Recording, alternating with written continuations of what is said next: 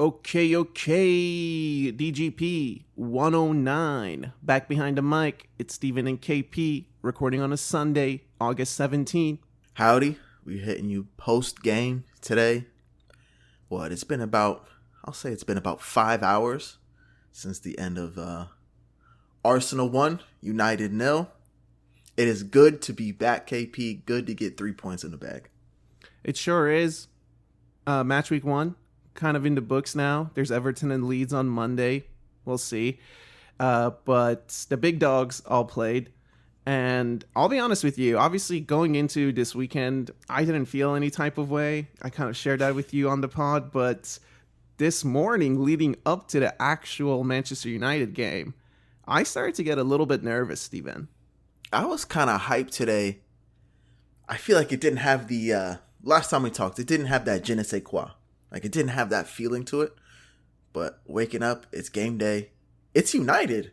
Like, it is United at Old Trafford. It is a big game. It was much bigger that hour leading up into the game than the previous, 3 weeks before. I was like, yeah, it's United. They were, 15th last year? Who cares? But yeah, I did feel it before the game. I'm with you. A little bit. And I'll be honest with you, the nerves did not go away for pretty much the entire 90. Pretty much the entire 90, Steven. Tough. That was a tough 90 minutes to watch. It really was. First game of the season, woof. Honestly, if you think about it, partly why I was feeling the nerves is because Liverpool on Friday, very classic 4-2 Liverpool win. And then City on Saturday, classic 4-0 win. It looks like they've got the signing of the transfer window in the bag. And then at the same time, Arsenal, a classic 1-0 to the Arsenal. So we all did our thing a little bit. It is funny when you look around the league, these other big squads that we're competing with, right? Top 3 teams this year, 3-horse race. They did their business easy peasy, wrapped it up quick. Well, I guess Liverpool didn't wrap it up quick. That was actually a pretty decent game a majority of the time. But this Arsenal game, man, woof. 13 minutes in, get the set piece goal, get the corner. We're back. That's our bread and butter. We're back. And then we have to sit there for 75 minutes, clutching, just absolutely clutching our buttholes tight. Like, oh no, it's going to happen. It's going to happen. And Buemo, Cunha doing the damn thing, hoping they can put it across. I mean, thank God for David Raya. Thank God he's in our goal. But yeah, what a tough 75 minutes to watch, man. It really was. I felt the same way. And honestly, the way that I was thinking about it at around like the 30th minute is when I remembered that we were winning 1-0. And that for me kind of sums up how the game went slightly. Because like to me, after the 1-0 even, I just never really felt like, oh, we're going to score another goal. You know what I'll say, KP, is like, I don't know if there was ever really a moment in the game where we had the upper hand. I never felt that, to be honest with you. I felt like this game was open for whoever to win it, but I can't say we were ever the one with our foot on their throat. Like, that didn't feel like us. I feel like they had us on the brink multiple times if they had gotten a goal that first half, do you think we hold on to a draw or even come back to win? I don't know. Yeah, in the second half, is it? Did they hit the post in the second half? I believe they did. Yeah, when that happened, I felt like if we get scored on, I'm not sure we're getting a second one to win the game for sure. I definitely felt that way. And then at the same time, I was watching it and I was thinking, we cannot draw. We cannot draw. This is exactly what happened last season. As I was watching the game, honestly, the second half, the entire time, I was just thinking we cannot draw. That's where you got to sit on it, I think. It is Old Trafford. It does mean a little bit more, in the words of Trent Alexander-Arnold. It means a little bit more at Old Trafford. It's a place we've had a really tough time getting across the line at. I saw a stat after the game, and I wish I had saved it. But it was like all of the wins we've had there recently, even in the past, it's typically a 1-0. I don't think we won more than 1-0 there. And again, I wish I had saved the post, but it was about 1-0 Arsenal at Old Trafford. If you're going to get a win there, that's it. That's all you're coming away with. We did it. So you take the 3 points. I wish we had learned something today. You come into this season with a lot of question marks, new signings. Are we going to play a certain way now? I don't think any questions were answered today. No, not really. Not a convincing win by any mean. And overall, also, the one thing about this game that went as expected was the officiating. Yes, sir. Speak on it. Let them know. Let them know about that bald man. Simon Hooper. Wow. The center. Okay, let me start with a positive. Let me do like a little sandwich, right? I feel that it was good to see the ref was letting things go, and at the same time, VAR was letting things go.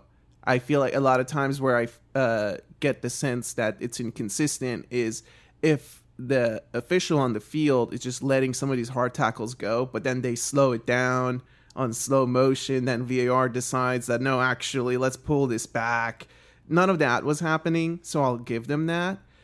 But some of the fouls on Saka specifically that did not get called were just strange.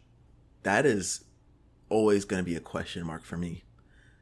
I would consider him to be probably a poster boy for England as far as attacking players go. Harry Kane was that guy. He's old now, right? He's on his way out. Saka's now the guy. He's leading their front line. You would think he's going to get the benefit of the doubt, right? In his own league, in his own country, he's going to get the benefit of the doubt. No, he doesn't. And there's a few times he was asking for a call and he didn't go down. And I'm like, you got to go down, young man. You got to go down. Then he starts going down and he's still not getting the calls, man. I don't know about that. It was really strange. Some of those no calls, I'm surprised they stood. But at the same time, you got to say the goal, Steven, let's talk about it a little bit. Richie Calafiori, I was calling for him to start. I'm very happy that he got this start and looked really exciting throughout. I felt like he was our best player in the first half easily. And the goal, look, set piece, yes, but you can't stop it. So keep crying about it. That's all you got now. We take those. We absolutely take those. To be honest with you, I thought they were going to call it back. I just thought, the juju we have, it's like, they're not going to let this stand. I just had this feeling in my gut. And then you watch the replay, and it's like, Sleeper he's just kind of standing there like, yeah, they're bumping. They're jiving. But I'm glad they let it stand, because then later in the game, David Raya, they're all over him as well. Didn't make the call, which I'm fine with. If you're going to let it stand, let it play out. At least let it play out, right? And then you can do the VAR thing after the fact. I'm cool with that. Yeah, all good. I hear you. I was surprised too. I thought for sure it was possibly going to get called back. Overall, the starting line when it came out, I felt really good. Benny Blanco got the shirt. That was exciting. He went with Victor up top. I thought Havertz understood the assignment. And Sticks, at the end of the day, I feel like he was the only player that answered the question in that you guys need a replacement on the left wing. Oof. Ouch. You think that was a statement game for him, even with that miraculous bicycle kick he tried, the overhead kick? I mean, that overhead kick, that goes back to us saying that it looks like he's playing, like he knows something's about to happen. That was a crazy decision. I don't know if he saw Richarlison and thought, oh man, I'm about to lose my Brazil spot too, so I got to pull things out of my bag here. But look, I felt going into it, it was a big game for Victor, his debut. Big game for Martin Odegaard, the captaincy disrespect. Big game for Saka, the world-class status.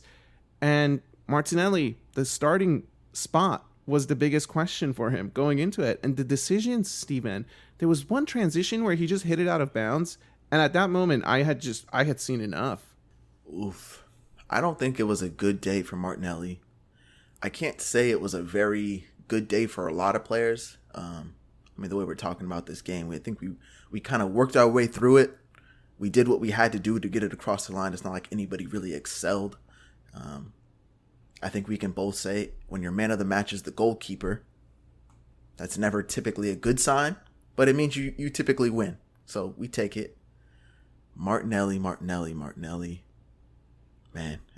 Everybody knows where we stand on him, where we hope we go. But I gotta say, KP, Madueke gets his chance on the left wing. Did you see enough there to be like, yeah, he's now the guy. He's going to be playing on the left wing? No, I felt like I got more questions about it too with his performance. There was a couple of runs where I just felt like defensively he got left for dead, right? That you got to give Martinelli that. There was one sequence where he tracked back and really helped Calafiori, I think, in the first half or the second half. It was a classic Martinelli move. You're not going to get that with Madueke. Yeah. So, like, as I'm watching the game, I did have that thought, man. I did have the thought of Calafiori is allowed to shine a little bit because Martinelli can hold that spot. Like, he has the pace to get back. He has the work rate to do it. There are a few moments where he's whether it's Mbeumo out there, like he's coming back to defend. And like I respect that. Like I like that because Calafiori's the one doing the work, going forward, making us shine. You'd love that to be the left winger making us shine, but it was our left back doing it. And yeah, Martinelli was covering for him. Next week, Leeds home. Do you want to see Martinelli on your left wing? No.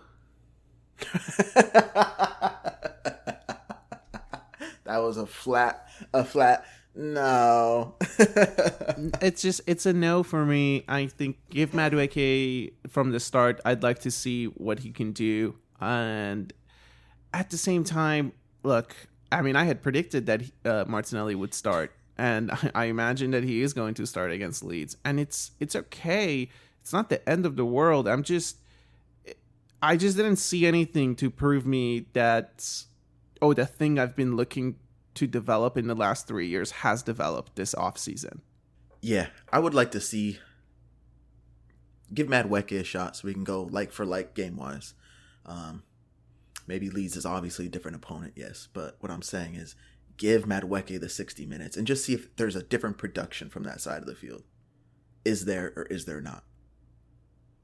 And I guess let it show what it does and make the decision based off of that. Because, again, preseason-wise, some of the balls he's putting in from the left side on his left foot, money. Gyökeres, did he have many chances today coming from the left side? I didn't see many, so maybe we need to try something else. I mean, it's hard because Liverpool is after Leeds, and if you think Liverpool, I believe it's at Anfield too. So Martinelli is starting at Anfield, right? With that in mind, I imagine he's going to start against Leeds as well. But I'm of the same mind that it would be nice to see Madueke get something from the start because he wasn't terrible. Like defensively, he was a little exposed. Couple of weird decisions with his passes in transition coming out, but also he should have scored. He really should have scored. Oh yeah. I feel like no one's talking about that moment. But like, yeah, he should have put that one in the back of the net. I mean, a little difficult. It takes a deflection. I don't blame him for not getting anything on it, no. But at the same time, I just felt like, he should score that, right? And I don't even remember the last time that I saw Saka end up on the left wing and the left winger end up at the back post. So does that also say something about just his player IQ a little bit? I still saw good things from him with his head up. I like it. I mean, I like the shout. I feel like we're really beating a dead horse on this Martinelli thing, man. Yeah, probably. We just want to see something else. We don't think he's the guy going forward. And when we say the guy, we're talking about the out-and-out starter. Martinelli has been that guy for 3 seasons now, even when Trossard sometimes kind of has the better looks out there. Seems like Martinelli's the tried and true. Mikel trusts him the most. I'd say based on his work rate, his defensive rate. But after today's game, we had 9 shots total, 3 on target. And am I saying it's all because of Martinelli? I am absolutely not. But I am saying maybe if we try something else out there, maybe there is a different result. I don't know. I would just like to see it. 9 shots in 90 minutes, 9 total shots in 90 minutes is very off-putting. I mean, Victor, I had him in the parlay of the weekend to have 2 shots on target, and I think he had 0 shots like total. So speaking of seeing something new, can we talk about our new striker before we talk about our new CIX? Because both of them, interesting performances, dude. Subpar of expectation. Yeah, I feel more for Victor, to be honest. Not a lot of service for the man. Not a ton of service. He had some good, I would say the positive thing that I saw from him was some knockdowns. Kind of like that one-touch ball, long ball, he's able to play it back. Didn't win a lot of them. Feel like he got bullied a little bit by Delict. Feel like he was getting bullied just a little bit. And the crowd was in on him too. Like, respect to Old Trafford. They were in on Gyökeres early. They were looking for any moment they could to jeer him. But no, didn't see anything from him. I saw a stat, 0 shots, 4 passes. Woof, KP, woof, 60 minutes. So you're talking about who starts at Leeds. And I tell you what, this game ended, and my first thought was Kai Havertz starts next weekend. Yeah, you think so? I think so. I think that was plenty. We've seen enough, right? That's cold-blooded. For me, Kai Havertz starts just because of what you put out there. I mean, I just feel that he should. This was nice. This was all about how the game works. New signing. He starts the first game. That's fine. This is all business, right? But now it's like, let's bring back King Kai. I'd like to see him. Because a couple of things about Victor. Defensively, when, him and Odegaard, just not the same. I wasn't getting the same pressing vibes that I get with Kai Havertz, right? So definitely when it comes to the defensive shape and that press from the front foot, he still has a lot to learn there in the new system with the new players. So that's one thing. Second, I feel that we were kind of looking for him a little too much.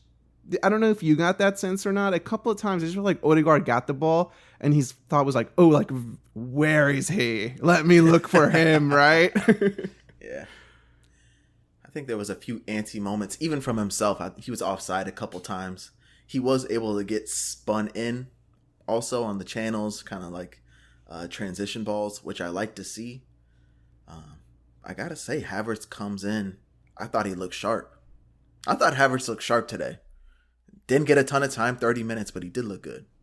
I thought Victor looked tired before the halftime whistle. He looked tired, like right before the halftime whistle. I don't know, man. And like the extra 15 that he got, definitely not much there to kind of convince me, yeah, he should be starting again next weekend. I don't think the fitness is there. I don't think the chemistry is there.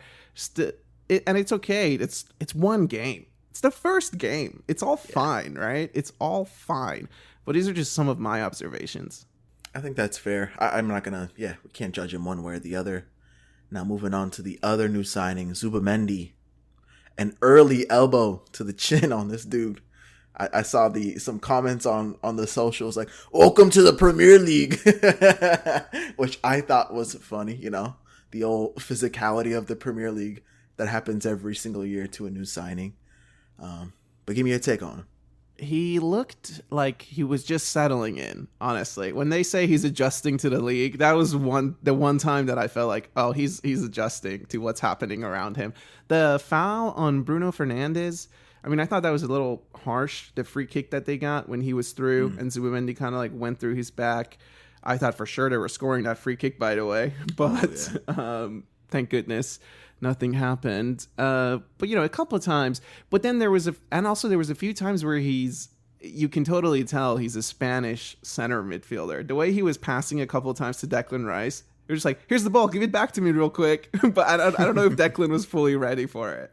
This totally felt like a game he was like warming up, basically. That's what it felt like. He wasn't hitting the gears. He was just feeling himself out, testing the waters. It completely felt like that. Early on, I felt, I want to say, a little worried for him. Things were happening fast. That's how I felt. Like, things were happening fast for him. He's like, oh, shit. He eventually cooled down. I think Odegaard did a really good job with him, to be honest. Like, shout out to the captain. I thought he kind of helped him through the beginning of the game. Like, he was kind of his saving grace, coming back deeper, helping him out a little bit. But he warmed up to it. I expect him to obviously grow. But yeah, just those first game jitters, I'm sure that's what he had.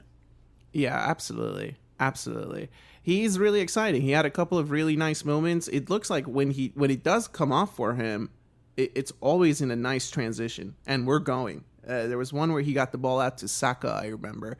That was really nice. But look, I guess the biggest silver lining coming out of this game, the positive for me, is that you just said Zubimendi looked like he was in his second gear. And I felt like that was a really good performance from Manchester United.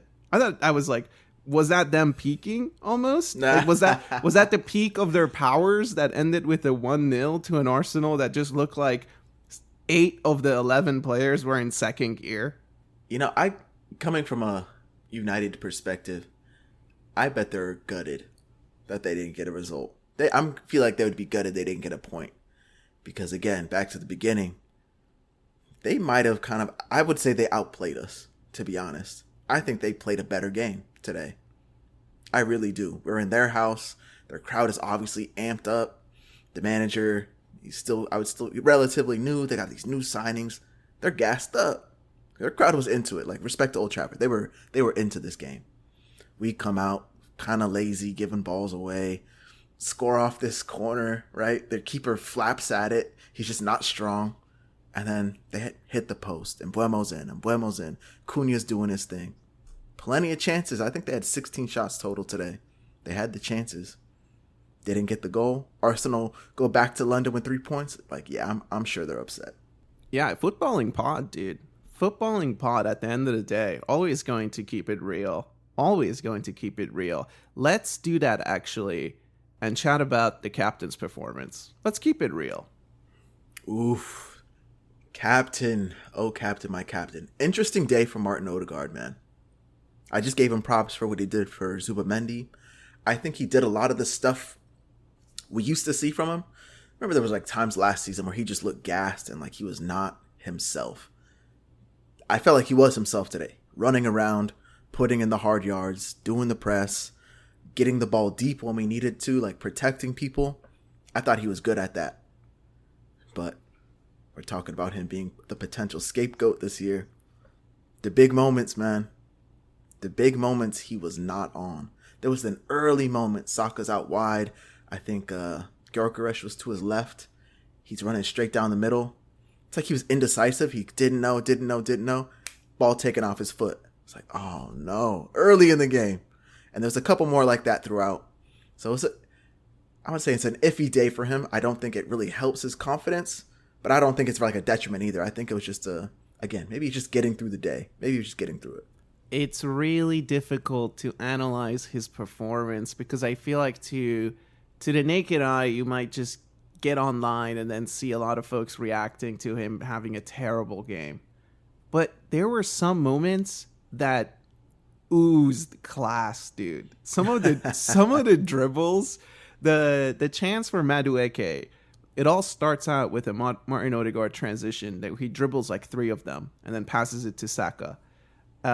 The other chance that he created for Saka where De Ligt blocked it, I don't know how he made that pass. It was amazing. Some of those moments were really good to see. The press, he was working like a dog, dude. And he played the full game. So a lot of respects to him, but you're right. The moment he got stuck, it just did not help his case. The energy was there. The body language is like back. That's kind of what I felt from him. I was like, he looks more himself. That's what I would say. I gotta hit one of the notes that I love hitting when I see it. I gotta pay my respects. Gotta pay my dues. Ben White goes down injured.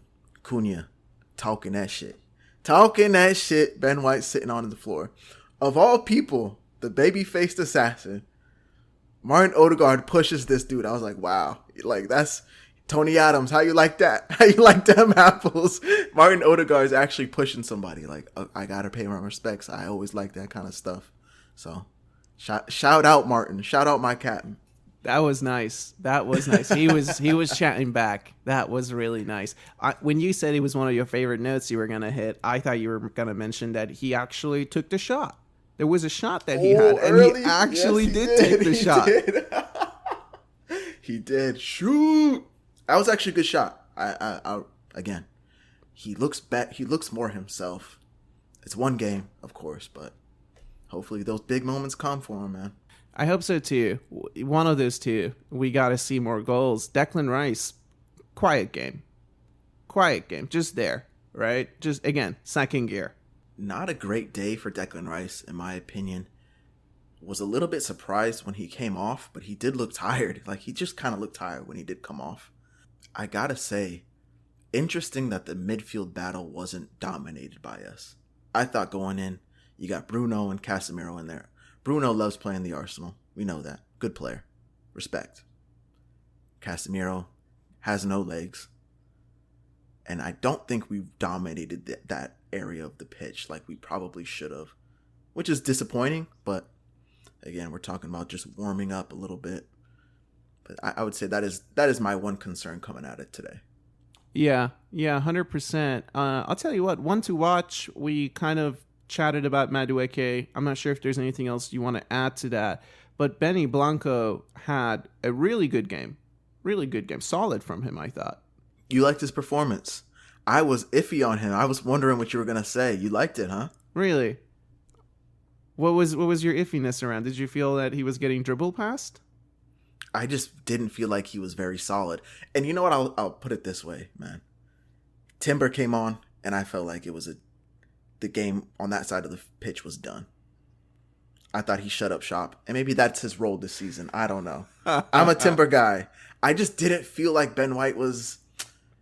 I don't feel like I still don't feel like he's 100%. Did you feel like he was on his P's and Q's? No, especially when he went down after that long sprint, because he got spun out for that, and he was sprinting after Cunha for a good 20 yards.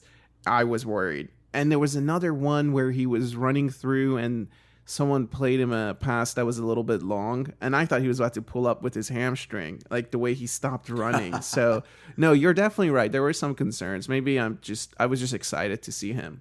I'm not here like telling off Ben White and he had a terrible game. I'm not saying that. I would probably rate him like a 6.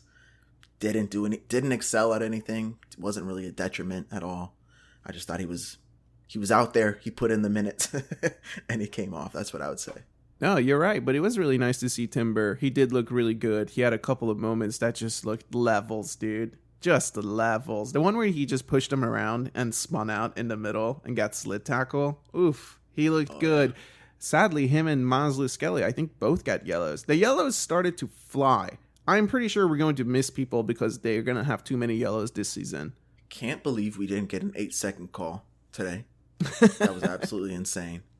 But the referee was just, I was not happy with him. I think I put something on Blue Sky at one point. It was like the 65th minute. I'm like, damn, we're getting a lot of calls. And it was actually when Saka was getting whacked and we weren't getting anything. So I just took a look. We had 15 fouls and United had 5. It's like, that doesn't make any sense. We're not the ones pushing for the game. They're the ones pushing for the game. Like, we're just kind of sitting back playing everything in front of us. I felt like there was bias towards us. That's just how I felt. And once those yellow cards started flying for silly things, honestly, I'm with you. I was like, these might come back to bite us. They got a plan. They always got a plan, bro. It did feel a little biased, but this is an Arsenal biased podcast. So if you didn't like that comment, you're listening to the wrong podcast. Let me just say that. And for those of you who are subscribed, thanks as always. Listen, man, any other players that you want to chat about before we maybe send some notes to the manager? No, you gave Calafiori his flowers, and I think you got to give him the flowers. The unicorn, the one that makes things happen, obviously scored the goal, but I'm happy to see him. I'm excited to see him this year. I will say that. Just based on the way he looks, I think he is going to have a really good year. Yeah, I agree. As long as he is fit, it's very exciting. And, of course he scores in that amazing kit. Of course he's the one who opens the goal scoring in that kit. Are you kidding me? All right, man. Well, as far as the manager goes, I think he came out. I watched his post-game interview, and he was basically saying humble win, which I appreciated. And he also just felt like the feeling in the locker room was a little bit of disappointment. And that shows the progress that we have made to come here to Old Trafford and be upset with a 1-0 win. Mikel, I saw his before the game interview. He looked like he was excited, like he was ready to get back going again. He thought we were kind of gearing up. New signings. I think he feels excited about things. I didn't catch after the post game, but yeah, I think that's good energy to have. If we do get a win at Old Trafford, it's 1-0, and we had the chance to now do something different, maybe beat them up, and we didn't take that opportunity. I'm glad the players are saying now we have to wait till next year to do that, right? This is a new Arsenal. Hopefully that lights a little fire. Yeah, hopefully. And hey, marks of champions? I don't know. You win a game like that? Maybe. Maybe.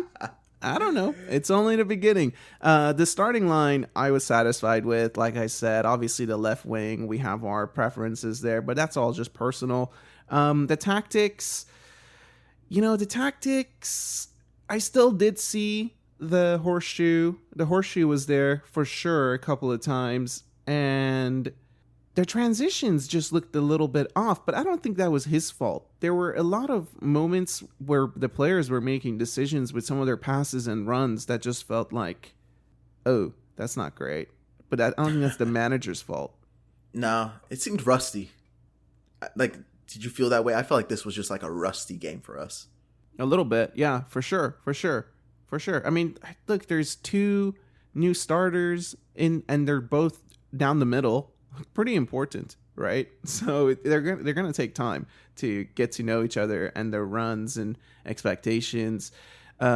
Decision making being a little rusty is a little bit worrying, but hey, not a massive deal.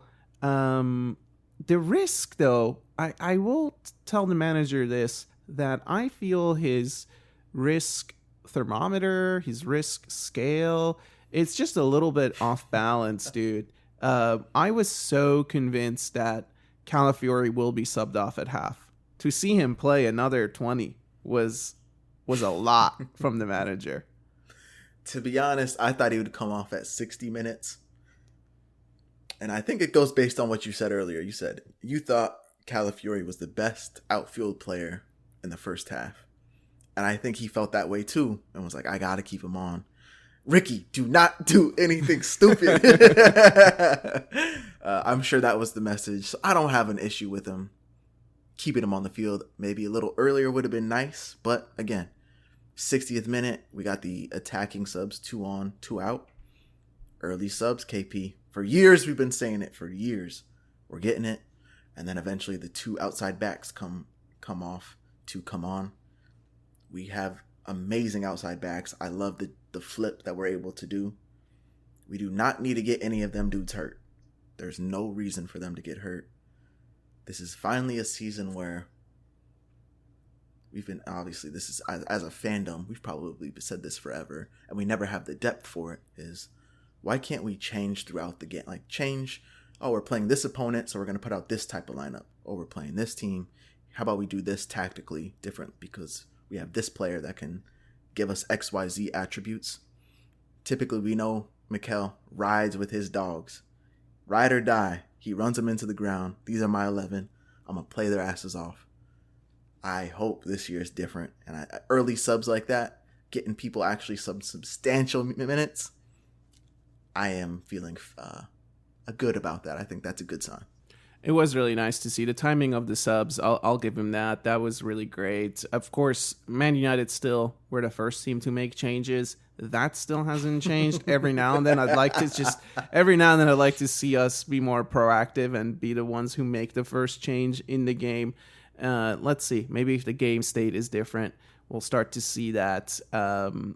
Mikel, no other really thoughts, to be honest with you. I thought just job done. It's nice to see. And I'm kind of excited. It's going to be a really busy week, so I hope everyone enjoys it before we get into the Leeds game. Is there anything specific that we want to call out for the Leeds game? Because I don't think we're going to have a preview pod for it. No need for a preview pod. It's at home. This team's been promoted. I'm sure they're going to be hot. We'll see how they look tomorrow. I don't know if you'll catch it or not. I'll probably miss it. But Everton, hopefully Everton can show us what the weaknesses are. But I think it's 3 points in the bag. It's got to be. It's at home. I like your shout of potentially having Havertz up top. Who knows? But there's nothing to talk about, KP. It's all about the 3 points, man. Yeah, I agree. And like even the outside backs today, it felt so nice. The substitutes felt so nice knowing that impact players are coming off of it, dude. Finally, you look at the starting 11. I was like, oh, that's solid. Like, I felt good about it. And then you take a look at the substitute bench. It's like, wow, there's actually players there that we can use. Finally, not 6 left backs. There's actually players there. That is really nice. You want to go around the league real quick before we wrap up? Did you catch any of the games? Obviously, I had made the shout that Chelsea Crystal Palace leading up to our game could be a 4-3, and it ended up 0-0. So what do we know? What do we know? I called out Wolves. Potential upset at Molineux. Got battered. Got absolutely battered. They had like 2 really good chances, and they put one away. The dude was offside. It's like in the first 20 minutes, and I was feeling myself like, oof, good call. It's going to happen. and then here comes Holland smashing balls in. Yeah, I would say, look, man, yes, those things didn't go well, but the team that you were most excited about coming into the weekend really showed that they might actually stay up, man. 3-0 job at home. They even showed that Graham Potter might be the first manager to get sacked. Wow, Sunderland doing the damn thing. Shout out Granit Xhaka. I mean, the commentators were just praising him. It was crazy. They could not get his name out of their mouth. It's like, damn, is this the same Granit Xhaka that played for the Arsenal? This is crazy. But yeah, big time things for Sunderland. I really like that. It was the first game at their stadium. The crowd was buzzing, bro. The crowd was crazy. So respect to Sunderland. Yeah, absolutely. Absolutely. And look, on the other hand, Brentford showed they might actually be going down this season. 3-1 loss to Nottingham Forest. Forest looked good again. I mean, I didn't really watch the game or the highlights, but 3 goals. I saw they were winning, I think 3-0 kind of before even, before the first half even ended. So easy job for them. I saw Chris Wood dribble the keeper. He's back on his bullshit. This dude, Chris Wood, I don't know what he's on, but I need one of our strikers to be on it. Yeah, the last thing I'll call out is Aston Villa and Newcastle ended in a 0-0 draw. 2 games this weekend that were goose eggs. That's kind of interesting, right? You would imagine first game of the season back, there would be a lot of goals due to like defensive error or just defenses not being up for it, but it doesn't look like the ball bounced that way. Newcastle did not play Isak. I don't think he was in the squad. And they play Liverpool next, I believe. So next weekend is going to be a really fun watch. I don't think Isak is going to be playing for a while if he's still with Newcastle. They were chanting about him after the game, like calling him greedy and stuff, the fans, the away fans. So I don't think he's going to be suiting up anytime soon if he is with Newcastle. Yeah, and hopefully it's not with Liverpool because I couldn't take it, honestly, with the way the new striker they got looks pretty decent. Yeah, they look solid. I actually caught some of that game. I think I caught the beginning. They're back, right? It is Liverpool. Nothing's really changed. Pedal to the metal, all gas, no brakes. Yeah, I agree. All right, man. Well, pretty good, easy freestyle on this beat. Little easy 40 minutes it looks like. So want to give a shout out to everyone who tunes in. We will see you after the Leeds game to chat about how everything's going. Hopefully there's at least one sale from the Arsenal this week. It's always good to hope, man. Always good to hope. Always. So with that, we'll see you on the other side. Be easy.